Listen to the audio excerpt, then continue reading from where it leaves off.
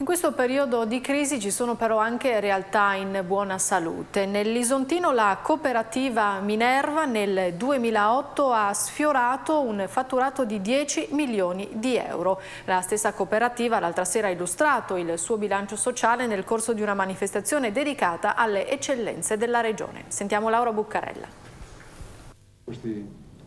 La nostra regione è oggi all'avanguardia nell'utilizzo dei fondi per la sanità, con il miglior rapporto in Italia fra spesa pro capite e livello di soddisfazione del paziente. È una delle eccellenze del Friuli Venezia Giulia di cui ha parlato il presidente regionale Renzo Tondo a Spessa, in occasione della presentazione del bilancio di responsabilità sociale 2008 della Minerva, la cooperativa di Savogna di Sonzo, leader nei settori delle pulizie industriali e dei servizi ospedalieri. E se da un lato Tondo ha ricordato che a settembre la regione vivrà il momento della verità rispetto alla crisi economica in atto, risulta ancora più sorprendente, se rapportato alle difficoltà in cui versano molte aziende, lo stato di buona salute di cui gode la cooperativa. I lavoratori hanno raggiunto quota 450 con circa 170 nuove assunzioni effettuate nel 2008. Nello stesso periodo il giro d'affari è salito da 8,3 a 9,4 milioni di euro e punta, come ha spiegato il presidente della società Adriano Ruchini, a raggiungere i 10 milioni entro l'anno. La serata, a cui hanno preso parte numerosi amministratori e autorità, ha fatto il punto sulla miriade di iniziative in campo sociale in cui è impegnata la cooperativa.